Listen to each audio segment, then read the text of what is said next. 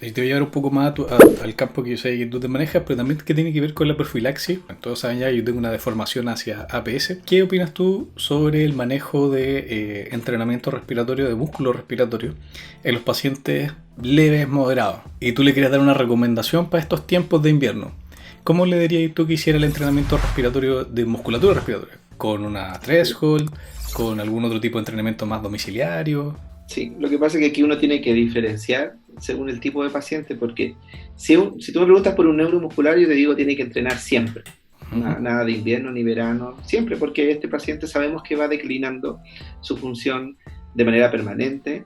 Por lo tanto, yo trataría de optimizar su músculo respiratorio siempre. Es decir, quizás le daría una pausa como vacaciones de invierno, vacaciones de verano, algo, pero siempre lo mantendría entrenando porque sé cuál es la evolución natural de su enfermedad. Ahora, si tú me dices asmáticos, probablemente los asmáticos leves no los entrenaría, porque los asmáticos leves que han estado expuestos a cuadros de obstrucción ocasional, esos pacientes ya naturalmente están más o menos entrenados por cada crisis que tienen, ¿cierto? Quizás los asmáticos severos que ya hacen miopatía por uso de prolongado corticoide y porque se enferman mucho, esos sí se pueden entrenar, igual que los pacientes con EPOC. Ahora, los pacientes con EPOC hay una controversia mundial de si el entrenamiento les sirve o no les sirve. Y aquí tenemos un tremendo problema que yo lo veo más bien desde el punto de vista metodológico. Porque Gosling en 2011 ya sacó una revisión que mostraba que el entrenamiento de los músculos respiratorios mejoraba la capacidad funcional, mejoraba la fuerza de los músculos respiratorios, qué sé yo. Pero después de eso tenemos una tremenda dualidad en el mundo, que tenemos muy buenos clínicos, pero los clínicos no investigan casi. Y tenemos muy buenos investigadores, pero los investigadores no ven pacientes, casi. Hay excepciones. Y resulta que los que están haciendo investigación son personas que en general no han visto muchos pacientes. Y los que ven muchos pacientes no hacen investigación. Entonces, si no se unen y hacen algo en conjunto, va a pasar que empiezan a publicar y a escribir documentos que publican en las mejores revistas a veces, que no tienen los resultados adecuados. Entonces, 2018, si no me equivoco, salieron 2 artículos que dicen que el entrenamiento de los músculos respiratorios no sirve, y cuando tú vas a mirar el protocolo, dice de alta intensidad y es de 30-50%, que no es de alta intensidad. Entonces tú te preguntas, ¿cómo determinan que esto es alta intensidad? Y claro, después nosotros enviamos una carta a una revista, Sleep and Breathing, y enviamos una carta porque un grupo de China publicó que entrenó pacientes con los músculos respiratorios con una válvula IMT al 30%, pero usaron 9 centímetros de agua, y tú sabes que una persona que no tiene una enfermedad neuromuscular, eran pacientes con ictus, No es mucho más. si no tiene una enfermedad neuromuscular, claramente no puede tener un 30% con eso. O encontramos otro estudio que lo entrenaron con acapela, y la acapela es para otra cosa. Por lo tanto, existe al final una polémica respecto a eso. Ahora, yo soy partidario de entrenar a cualquier paciente que tenga debilidad de los músculos respiratorios. Es decir, si tú ves que tiene menos fuerza que la que debería tener para su edad, yo lo entrenaría. Soy partidario de los pacientes con EPOC que hagan programas que sean pausados, es decir, que entrenen un tiempo y después hagan una pausa, que vuelvan a entrenar y vuelvan a hacer una pausa. Pueden ser programas, por ejemplo, de 6 meses ¿En y después serio? 3 de descanso, sí. O Mira, 3 meses y otros de descanso, porque el paciente con EPOC se recupera y después tú te demoras aproximadamente el doble de tiempo en volver al basal. Y no es, entrenar no es una actividad que sea muy entretenida. Si tú le preguntas a los no. pacientes, no es que los entretenga como estar ahí con un juego, con el Candy Crush, no lo entretiene. Por lo tanto, para fortalecer que lo haga, prefiero darles periodos de descanso, porque sabes que no va a bajar a cero. Y aquí es donde viene el problema de las cargas, porque la válvula IMT Threshold tiene como valor máximo 41 centímetros de agua, por lo tanto, si tú quieres entrenar a alguien al 80%, 41 centímetros de agua te serviría para alguien que tiene 50 de Pimax, pero si el tipo tiene 60 o 70, se genera un problema. Por lo tanto, en base a la carga de entrenamiento que tú vas a establecer, yo te recomendaría o usar IMT Threshold en pacientes con mucha debilidad, como los neuromusculares, o usar Power Breath, que es la otra que puede llegar hasta 200 centímetros de agua en algunos modelos, entrenar a sujetos que necesitan cargas más altas. Y esas cargas más altas Pueden ser pacientes con EPOC, que por ejemplo los alemanes lo entrenan entre 30 llegando hasta 60, pero hay protocolos que llegan hasta 80. Yo el 30-60% me parece bastante razonable. Los lesionados medulares se están entrenando hasta 80% actualmente con súper buenos resultados porque ellos no tienen una causa de que el músculo esté en un franco deterioro, sino que sabemos cuál es la causa, que hay una lesión medular que interrumpió la señal eléctrica y por lo tanto se puede optimizar con una carga más alta. Y ni hablar de los deportistas que se entrenan cerca de cargas de 100%. Mira, lo último que yo sabía el tema de los 6 meses. Por lo menos yo en atención primaria lo que hacemos es a la fuerza 3 meses, que sería marzo, abril y mayo. De ahí empieza campaña de invierno, nos obligan a suspender por un tema físico.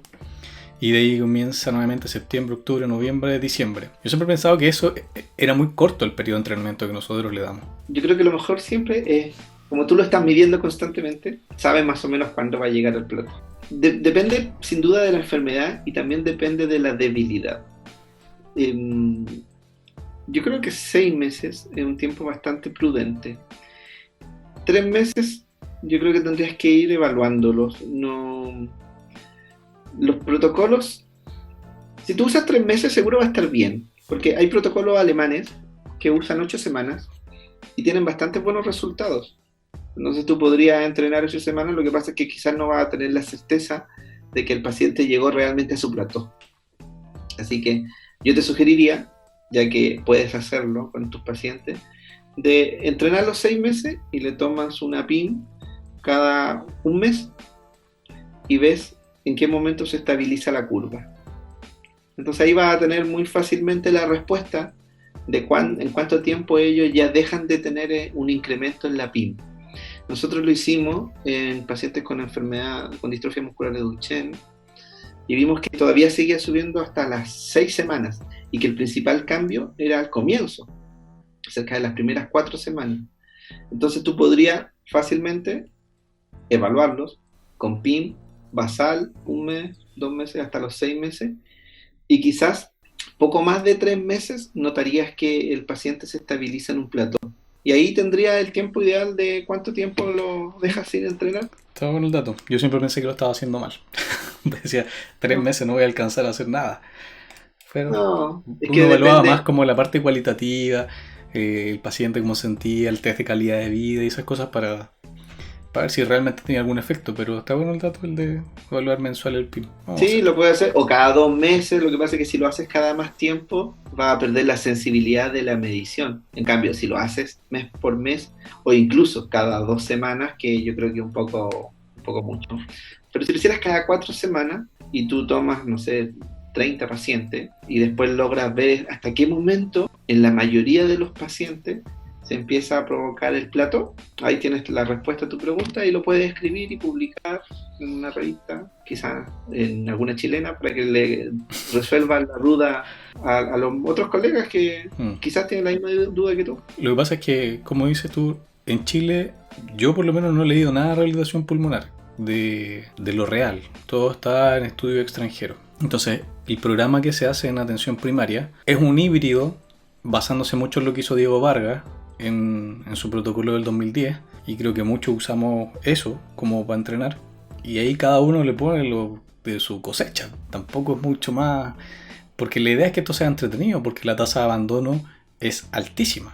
O sea, de 12 pacientes, que es como el máximo que yo he logrado incluir, tratando de convencer, motivando, al final del programa llegarán 6.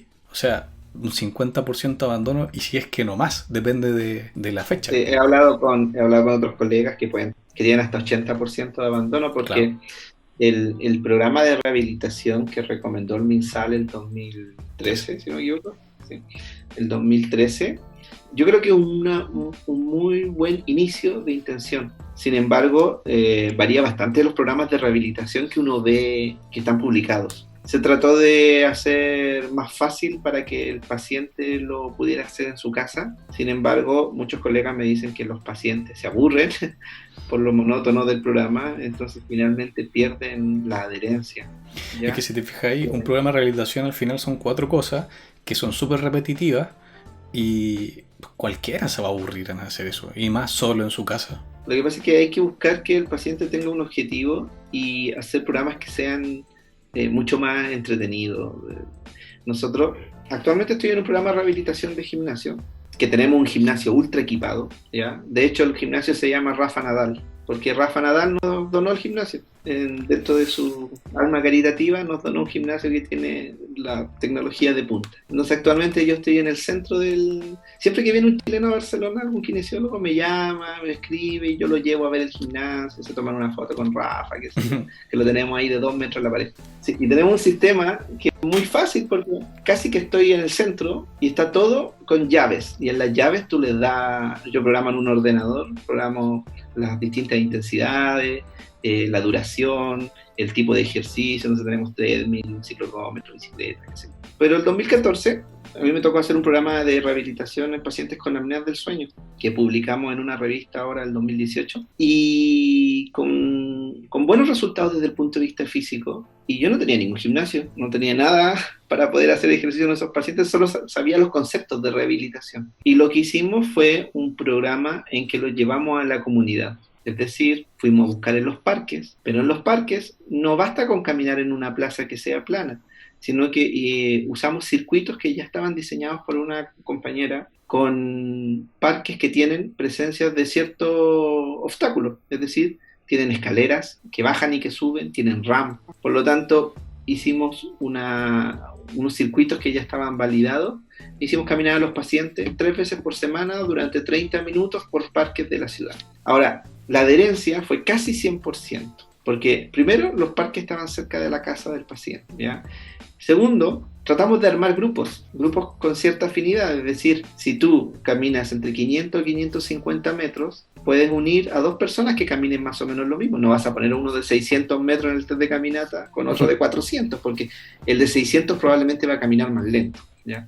Por lo tanto, los buscas por afinidad de la distancia caminada, los pones con... Hay mucha gente que tiene temas afines por los que conversar. Si tú pones en Santiago a caminar 2 personas que son los 2 hinchas de Colo-Colo, que los 2 trabajaron en un banco, ¿no? O buscas algún punto de afinidad y lo haces caminar 3 veces por semana y vas controlando por teléfono, usted salió a caminar hoy día, sí, y de pronto uno te dice que él no te contesta, vas y le preguntas al otro, ¿fue Pedro a caminar con usted? Sí. Entonces empiezas primero a tener varios mecanismos de control sobre la realización del ejercicio. Segundo, a que ellos desarrollen algún grado de amistad. Hay que pensar que mucho adulto mayor en Chile está solo, porque es viudo, porque no tiene actividades que realizar. Entonces también lo toman como una actividad de sociabilización, puedes tener grupos de 2, 3 personas. Y esas personas, simplemente lo que tú tienes que dar es la intensidad de la carga, que puede ser con un circuito y con una velocidad de marcha que al principio se la puedes enseñar tú. Yo al principio salía a caminar con los pacientes, bajé 12 kilos caminando en 3 meses,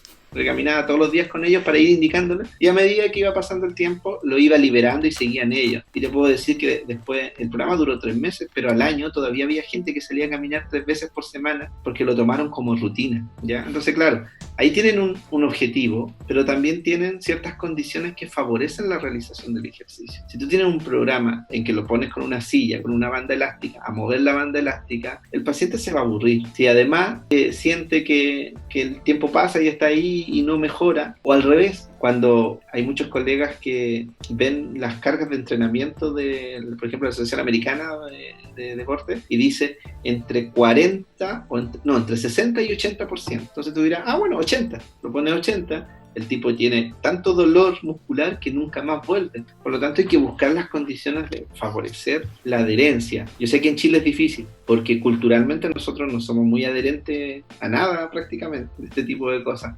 Acá por lo menos hay políticas públicas. En Francia, por ejemplo, si tú no vas a hacer el programa de rehabilitación, puede que el otro día vaya la policía a tu casa a preguntarte por qué no fue. Por lo tanto, ese tipo de cosas no las podemos hacer en Chile. Pero sí, yo creo que los kinesiólogos tenemos una ventaja comparativa con las otras profesiones, que es la cercanía a los pacientes. Por lo tanto, sí podemos hacer que puedan hacer estos programas.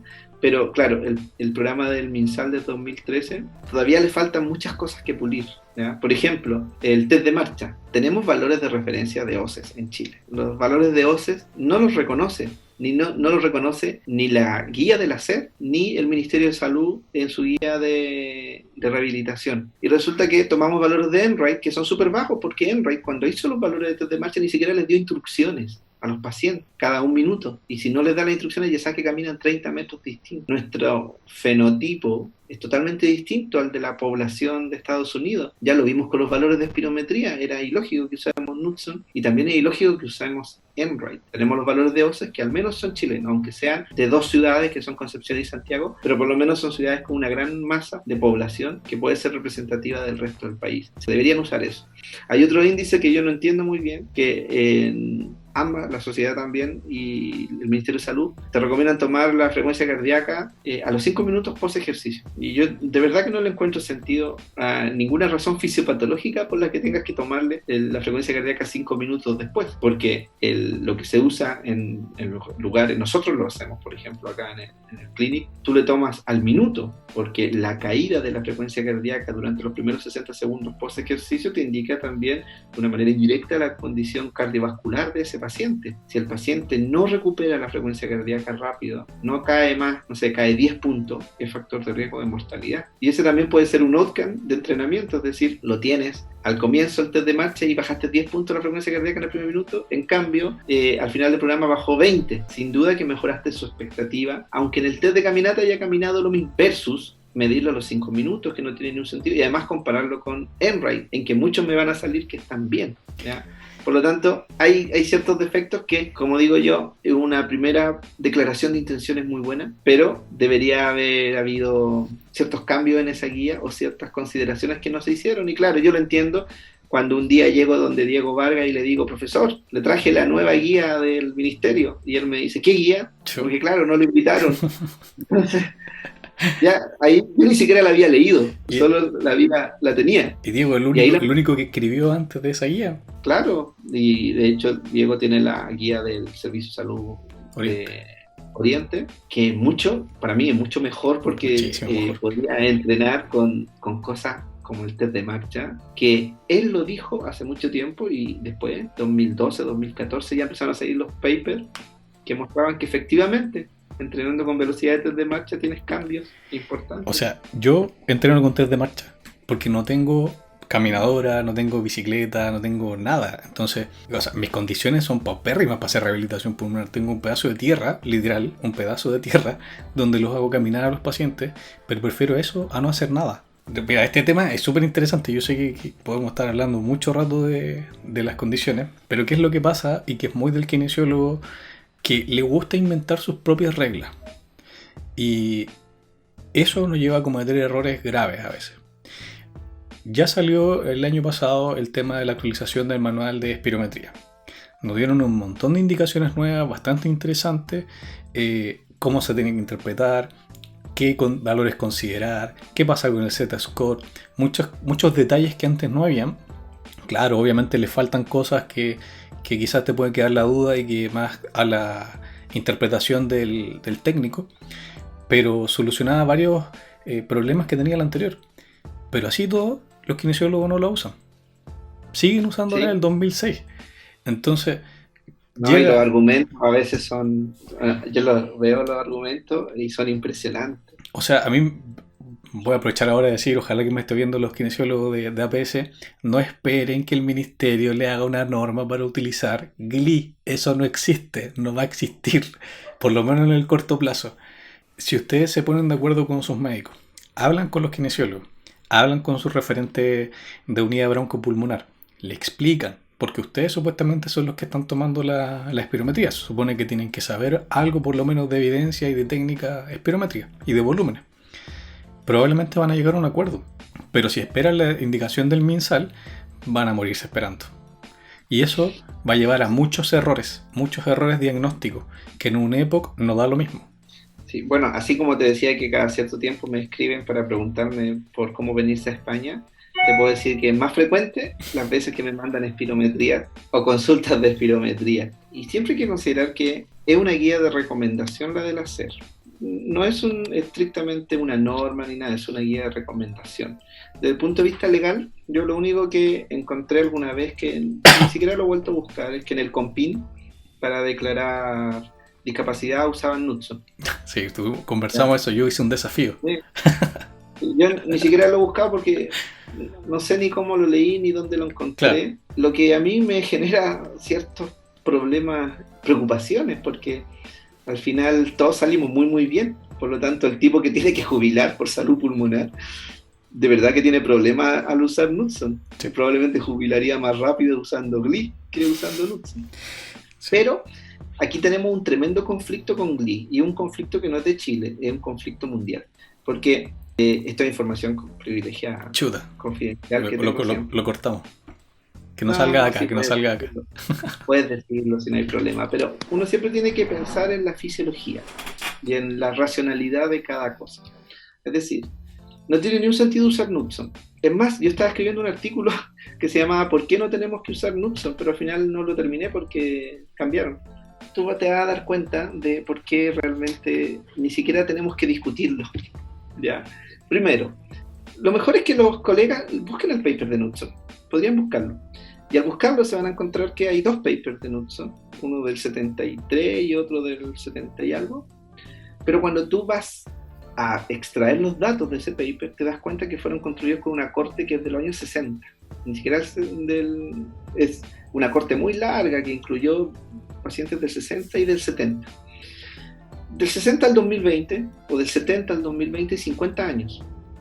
50 años en que Estados Unidos, porque esos son de un estado de Estados Unidos, no recuerdo cuál era, Kansas creo, pero son de un estado en que hace 50 años no había ni latinos ni otras personas que se parecieran a nosotros, es decir, ni afroamericanos siquiera. Principalmente eran caucásicos típicos de Estados Unidos que tienen sus características bien definidas, ¿cierto? Pierna larga, tórax corto, y por eso dan valores mucho menores. Pero han sucedido muchas cosas en 50 años, partiendo porque la población ha crecido cerca de 10 centímetros. ¿Por qué? Porque el tamaño de las personas está determinado mucho por la alimentación, y antes nuestros familiares, todos nosotros somos más grandes que nuestros parientes, etc. Porque la alimentación era mala, era solo en base a carbohidratos, qué sé yo, o a cereales, y al crecer nosotros también han crecido nuestros tórax. Por lo tanto, una es que la población no corresponde. Segundo, nuestro tórax no corresponde tampoco, porque es más grande. Tercero, Nutson tiene caucásicos y se hicieron factores de corrección para ciertas poblaciones, ¿cierto? Siempre dicen pon 0.95, 0, lo que sea, pero estrictamente su muestra es solo de caucásicos, no están ajustados a nada. Es más, a nosotros nos hacen poner caucásicos, la recomendación de la SER actual dice ponga caucásicos. Yo lo conté aquí en España y se matan de la risa, porque nos ponemos caucásicos, porque ni siquiera ellos se consideran tan caucásicos. Más caucásicos son los del norte de Europa, ¿ya? Por lo tanto, hay varias cosas que nos hacen ver que los volúmenes sin duda nuestros son mucho mayores, no solo por la etnia, sino que además por el tiempo que ha pasado y por las variaciones de tamaño que tenemos nosotros o la población mundial. Por otro lado, hay una tremenda polémica por los valores de Glee, ¿ya? Primero porque Glee es una iniciativa internacional que primero salió de Quan Yer, pero después está apoyada fuertemente por la Sociedad Europea de Respiratorio. Sin embargo, Glee, al ser una base de datos que se va actualizando constantemente, genera un tremendo problema para los software de los espirómetros. Y las marcas de espirometría se han negado incluso a poner Glee de manera dinámica. Y tú te fijas, y hay alguno que trae Glee, pero Glee del año 2012, sí, o Glee del 2011. Pero eso no tiene mucho sentido, porque Glee es una base que se va actualizando a cada rato casi, que debería funcionar con inteligencia artificial prácticamente. Y los software se niegan a agregar esta modalidad dinámica, a menos que la RS les pague por hacerlo. Por lo tanto, Glee, aparte de que la mitad del mundo lo usa y la otra mitad no lo usa porque o tiene valores locales o porque el lobby de las empresas de espirómetro se ha encargado de también de no incorporarlos, ¿ya? Por lo tanto se genera este problema. Por otro lado, Glee considera, me parece que 5 grandes grupos. En la última actualización, o mejor dicho, en la próxima actualización, se está discutiendo quitar una. Y nosotros, los chilenos, no vamos a quedar como latinos, vamos a quedar como otros. Es decir, vamos a quedar con los mismos valores que los australianos, o los maorí, o los de diferentes partes del mundo, porque van a estar los caucásicos, los asiáticos, 2 grupos de asiáticos, como los chinos, no me acuerdo cuál otro, y algún otro grupo más, y el resto vamos a ser todos otros. Y finalmente se va a eliminar esta pseudo categoría en que por lo menos nosotros podemos determinar que somos latinos, porque además el valor latino tampoco es muy bueno, porque Glee hasta hace un año atrás no tenía valores chilenos, tenía prácticamente valores mexicanos, y los mexicanos son bastante más pequeños que nosotros. Ujú. Así que al final, ya hablando con Felipe Burgos está muy involucrado, él me decía, mira, lo que va a pasar al final es que igual vamos a llegar a Glee todos. Y tú al final vas a tener que ponerle de acuerdo a cómo lo ves al tipo. Si te llega un chino, aunque sea chileno, pero es chino o tiene apariencia de chino, vas a poner chino y punto. Si es caucásico, caucásico. Si es africano, africano, y así. Al final va a ser así, porque es tanta la polémica que no se resuelve y pasan los años y no se sigue resolviendo, que al final tú lo vas a evaluar según la apariencia que tiene en la práctica.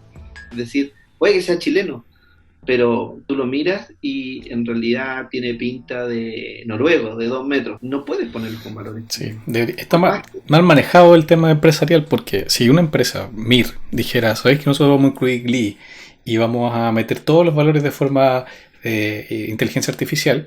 Probablemente todos nos iríamos a comprar equipos MIR. ¿Cachai? Pero yo creo que debe ser más caro hacerlo de esa forma. Debe haber una explicación desde ese punto de vista, porque meterlos dinámicamente, o sea, estáticamente no hay problema. Los tiene MIR, los tiene BTL y los tienen un montón de empresas. Pero claro, tienen un punto de corte de no actualización. Pero si tú pudieras hacerlo constantemente, ¿qué es lo que haces cuando vas a la página de la RS y pones los valores y te da ahí mismo el porcentaje? Sería mucho mejor. Finalmente, el problema, aunque lo pongan en los software, va a seguir existiendo, porque después va a ser qué población somos, ¿ya? Es decir, vamos a tener que ponernos en otros. En la Chest 2018 apareció un artículo de cómo informar los valores, que es un reporte muy simple, que incorporando Z-Score, qué sé yo, que a todo esto simplifica un montón la vida, porque además que te lo da en colores, y ahí ya plantea el uso de menos categorías, y las próximas guías van a ir usando menos categorías hasta que al final ya no va, no sé, al final vamos a llegar a una categoría única. Sí. La Spiro también es todo un mundo. Yo como consejo clínico llevo 9 años tomando Spiro. Está bien que uno tenga dudas, porque significa que está ahí razonando el proceso. Y en las espirometrías, cuando uno, no sé, en un día podéis tomar 10 Spiro fácil. Caes en el sesgo del experto, no sé si se llama así exactamente, pero es que tú miras la espirometría e interpretas. Y eso es muy fácil de equivocarse. Entonces, si tienes un Spiro que tienes dudas, está bien preguntar. Yo por lo menos estoy muy lejos de ser experto de nada, de hacer el aseo en mi casa nomás. Entonces no hay problema que la gente pregunte al que tenga que preguntar. Total, aunque lleves 15 años siempre te va a saltar una duda. Ya sea porque el paciente hizo mal la técnica o porque tú en ese momento estabas despistado y no le diste la indicación correcta. Y es normal que pase. Creo que el preguntar, sobre todo en este tipo de examen que dependen de tantas variables, hace bien y está bien. Aunque uno haga 10.000 cursos de espirometría, siempre vaya a tener esa duda. Sí. Ahora yo creo que ha ido evolucionando mucho el mundo de la espirometría, ¿eh? No sé si es bueno o malo, porque ahora están saliendo los software de inteligencia artificial de espirometría. Stojanovic, que es uno de los que está en el grupo de la Sociedad Europea, ya hicieron un software de inteligencia artificial que tiene una efectividad del 100% en la interpretación. El informe va a venir bien, pero va a venir bien con una persona que le dé claramente las instrucciones y la ejecución. Por lo tanto, esto es como una ruleta, o sea, como una montaña rusa. Al principio partimos con mucho ejecución. Después con el tiempo nos fuimos hacia la interpretación. Y ahora que ya un software va a ser nuestro trabajo, nos vamos a ir de nuevo hacia la ejecución. Y la ejecución va a ser como las horas de vuelo de un piloto. Es decir, tú vas a tener cierta cantidad de horas para que después el software va a funcionar trabajando con lo que tú le digas. Y eso es una cosa, pero la realidad es que ese software llegue efectivamente a los lugares más alejados del planeta, como los centros de atención primaria en Chile, también van a pasar muchos años, porque seguro la gente que lo fabricó lo va a vender a un precio no tan barato, porque tiene inteligencia artificial y porque tiene la exclusividad de la patente, ¿cierto? Por lo tanto, yo creo que igual vamos a estar fácilmente unos 10 años más nosotros informando de esta manera. Pero en los países más desarrollados, yo creo que va a ir cambiando y va a ser el informe hecho por los software de inteligencia artificial. Bien, pues mira, te quiero agradecer, pero antes de terminar, quiero saber si quieres decir algo tú o invitar a algún congreso, el que se va a hacer en diciembre, o quieres decir algo en particular. Bueno, nosotros tuvimos que tomar la triste decisión de suspender nuestro congreso Xochikir porque ya saben lo que pasó, fuimos previsores, en particular nuestro invitado internacional Martin Spruit de Holanda, también recibió la orden de no salir de su país, le prohibieron salir porque en Holanda había mayor cantidad de casos, pero lo vamos a hacer en diciembre, la primera semana de diciembre, así que yo los invito a que vayan al Congreso Xochikir. Vamos a tener un experto mundial que es Martin Spruit, que debe ser en este momento uno de los 2 kinesiólogos que más publica en el mundo, y bueno, yo también voy a ir a ver por lo menos a mis amigos, y estoy más en la organización sí que presentar yo, pero en la práctica igual podemos conversar y reunirnos. Vamos a tener una parrilla que va a ser atractiva porque es de temas novedosos. Kinesiología respiratoria tiene una ventaja, que siempre nos vamos reinventando. Es verdad que uno siempre cuando egresa, la gente que va egresando, las nuevas generaciones, dice, bueno, es que no hay trabajo, que no sé qué, pero yo les puedo decir que en 2006, cuando yo egresé, había oportunidad de trabajo, pero no habían kinesiólogos casi que trabajaran en ventilación. Y actualmente hay muchos kinesiólogos que trabajan en ventilación en ventilación. Después, me acuerdo cuando no habían kinesiólogos que tomaban espirometría. No había ninguno. Lo tomaban los tecnólogos médicos fundamentalmente, y enfermería y médicos incluso. Y ahora tomamos esos exámenes. También en el programa AVNI me acuerdo que tuvimos al primer kinesiólogo que trabajaba en sueño. Ahora hay un montón que trabajan en sueño.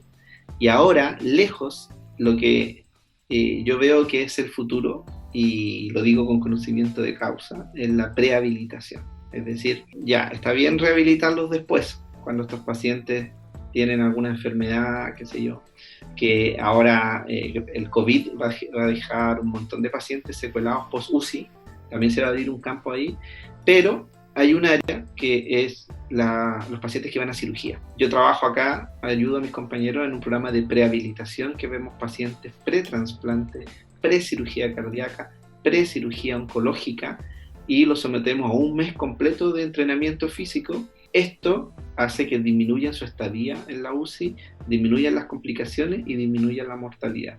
Y tenemos un nuevo aliado, así como los neumólogos fueron nuestros aliados un tiempo, ahora son los anestesistas. Los anestesistas están absolutamente entusiasmados con la prehabilitación y se está extendiendo en el mundo, en diferentes lugares, de a poco, porque van a los congresos, ven que disminuyen las complicaciones, y acá en el hospital está guiado por el anestesista y el que hace el ejercicio, el fisioterapeuta, el kinesiólogo. Por lo tanto, en Chile sabemos que hay un montón de lugares donde se hace cirugía. Y yo veo que es un nuevo campo que se nos va a abrir, y que quién más que nosotros, que somos los que trabajamos en ejercicio y salud, somos los que podemos llevar y ejecutar bien programas de prehabilitación. Ya sé que hay un par en Chile, hay 2 o 3 lugares que lo están comenzando a hacer, pero yo creo que se va a masificar. Así como se masificó la ventilación no invasiva y el sueño, ahora se va a masificar la prehabilitación. Oye, eso. Sí, bueno, tú saliste en el 2006, yo salí en el 2011. 2005, perdón. 2005. Lo que hice Rodrigo no cambia mucho de cuando yo empecé a trabajar. En el 2012, cuando yo dije en mi centro voy a empezar a hacer test de marcha, mis colegas me quedaron mirando así como, ¿y para qué? Era algo como súper desconocido para ellos, y que ahora ya hay pocos centros que no hacen rehabilitación o no toman test de marcha. Incluso hay pacientes que llegan a exigirlo, que están bastante educados, como parte de su garantía GES. Eso ha pasado en 8 años. En 10 años más probablemente esto ya no va a ser ni siquiera tema lo que conversamos hoy día. Y probablemente vamos a estar equivocados en muchas cosas en las que dijimos también. Pero la idea de esto era conversar con Rodrigo, que nos explicara un poco cómo era el tema de España. Nos fuimos, obviamente, por nuestra desviación respiratoria hacia otros temas, pero todo entretenido la conversa, así que muchas gracias. Te pasaste por la disposición. Yo sé que es tarde ya, deben ser como las 10. Sí, las 9:40. 9:40. Eso. Pero no está tarde. Muchas gracias igual. Gracias por la invitación.